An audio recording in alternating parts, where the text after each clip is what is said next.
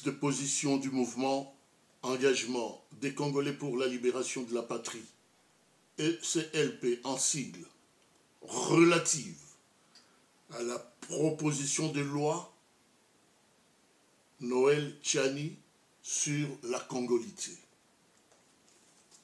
Chers compatriotes, avant de progresser dans mon propos, je me donne le devoir d'adresser une pensée pieuse du côté de l'Est de notre République, où nos compatriotes sont dans une crise politique et sécuritaire qui décime matin, midi et soir les enfants du pays.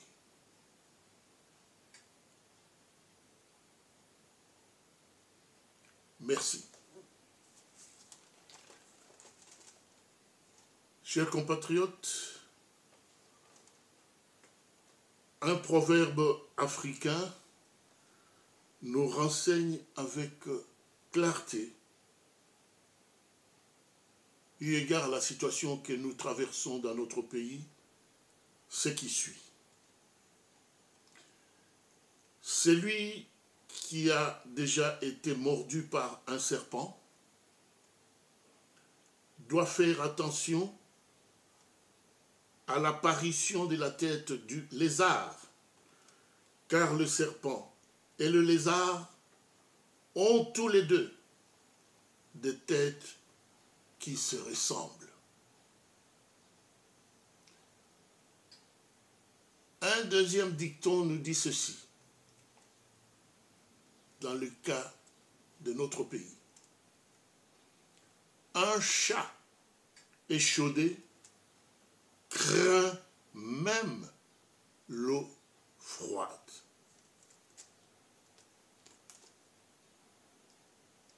Congolaises, Congolais, la protection de nos institutions républicaines ne se négocie pas. Elle s'impose. La loi, ou si vous voulez bien la proposition de loi relative à la congolité, lancée récemment par M. Noël Tchani, ancien fonctionnaire de la Banque mondiale et candidat malheureux à la présidentielle chaotique de décembre 2018, soulève des vagues et fait couler beaucoup d'encre et de salive en République à démocratiser du Congo et au sein de la diaspora congolaise. Pourtant, force est de rappeler ici à l'opinion tant nationale qu'internationale que depuis l'avènement de Hippolyte Kanambe alias Joseph Kabila, imposteur d'origine rwandaise, catapulté à la tête de notre pays par des puissances étrangères prédatrices et leurs multinationales, nous, force de la résistance combattante, avec en tête le responsable de pilotage stratégique de la résistance, le regretté Honoré Mbanda Nzamboko Atumba, avons depuis plusieurs années fait de la crise identitaire qui gangrène les institutions de la République l'un des points focaux de la lutte contre l'occupation de notre pays par le Rwanda, l'Ouganda et, dans une certaine mesure, le Burundi.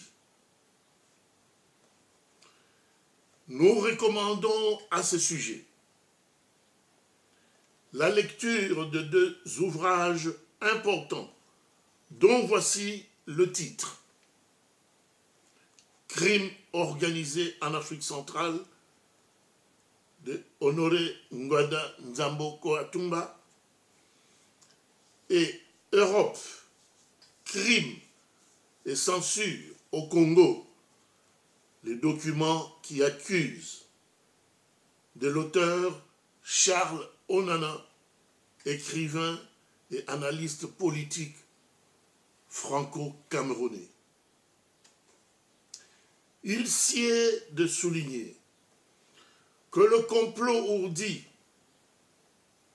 depuis plusieurs années par la mafia internationale contre le Congo vise notamment à placer à la tête de nos institutions de souveraineté des personnes de nationalités douteuses ou des Congolais véreux, manipulables et autres pantins, faibles d'esprit, corruptibles, nègres de service au service des puissances étrangères prédatrices, dans le seul but avéré de faire main basse sur des ressources immenses du Congo.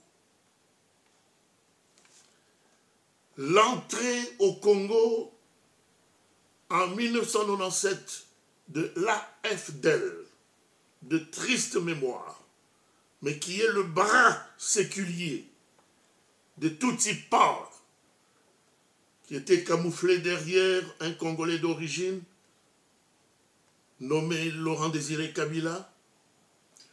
Ce conglomérat d'aventuriers avait dans son escarcelle un plan caché qui visait l'installation après la chute de Maréchal Mobutu à la tête du Zaïre. L'ancien secrétaire général de l'AFDEL, le nommé Deogracias Bouguera, Tutsi d'origine rwandaise. Renseigné depuis son fief de Lubumbashi par les informateurs de sa coterie, Laurent Désiré Kabila, en vieux maquisard avisé, court-circuita ce plan diabolique pour s'autoproclamer président de la République démocratique du Congo, à la grande surprise de ses deux principaux mentors, à savoir Paul Kagame et Yoweri Museveni de l'Ouganda. Ce qui coûta à Laurent Désiré Kabila la vie, vous vous en doutez, assassiné le 16 janvier 2001. Et la suite, nous le savons tous, il fut succédé de façon rocambolesque par un énigmatique rejeton rwandais qui s'est fait appeler faussement Joseph Kabila, auteur patenté de toutes les souffrances et de toutes les misères endémiques que notre peuple endure jusqu'à ce jour. Souffrance, misère. Notre peuple en a connu. Notre peuple a touché la nudité de la souffrance et de la misère. Il en connaît toutes les couleurs, encore matin, midi et soir. Et cet état de choses se résume en termes de massacres des Congolais de souche à grande échelle dans la partie est de la République. La spoliation de nos terres ancestrales, le manque cruel de moyens de subsistance, le manque cruel d'eau potable, d'électricité, le manque de possibilités de manger à sa faim et de se faire soigner quand on est malade correctement. Et ajouter à cela la détérioration de la qualité de l'enseignement pour nos enfants. Bref, une vraie descente aux enfers, en dépit d'immenses richesses naturelles dont regorge le sol et le sous-sol congolais. Au vu de ce qui précède, la proposition de loi Tchani est totalement légitime et vaut son pesant d'or en ce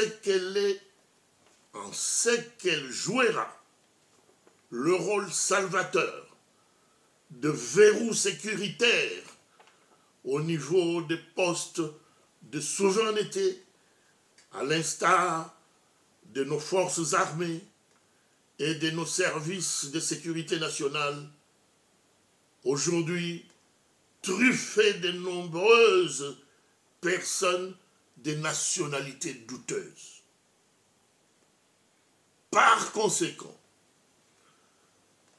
la majorité des Congolais d'origine assujettis et esclavagisés à merci des années durant par ce pouvoir de honte devrait soutenir la proposition de loi Tchani.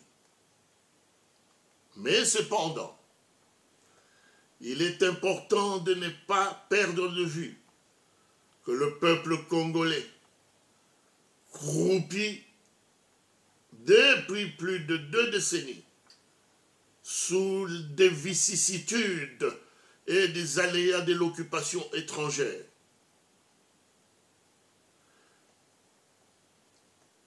le peuple congolais est un peuple sans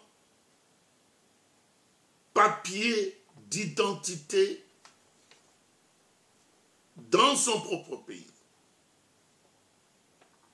Le peuple congolais est privé de sa liberté. Si vous voulez bien, sa liberté est hypothéquée et sa souveraineté confisquée. En 3 cycles électoraux, son vote est détourné et il est privé de se choisir librement ses dirigeants. Bref, la loi de l'occupant prime dans notre pays. Dans ce contexte, digne de règne machiavélique, il est illusoire d'espérer que la proposition de loi Tchani ou d'autres projets des réformes institutionnelles proposées par Martin Fayulu Madidi puissent avoir gain de cause dans un pays sous occupation tutsi-rwandaise. C'est pourquoi la résistance combattante n'a de cesse crier haut et fort que sous l'occupation, il n'y a qu'une seule priorité pour le peuple congolais. Chasser d'abord tous les occupants tutsi-rwandais. Ensuite, convoquer des états généraux de la République pour refonder notre pays sur des bases saines et faire de celui-ci un état fort et puissant, respecté et craint de tous. Peuple congolais, faisons corps pour chasser l'ennemi occupant. Que Dieu bénisse la République à démocratiser du Congo et son peuple. Ingeta, Ingeta, Ingeta, fait à Lausanne le 9 juin 2021 pour le SLP